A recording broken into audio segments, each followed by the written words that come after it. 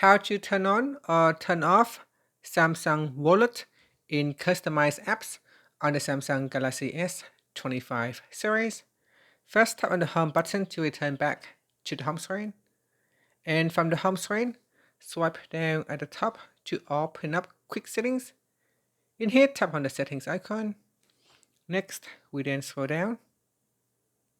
And from here, we tap on General Management. After that, scroll down and then tap on Customization Service. Next, scroll down and in here, tap on Samsung Wallet.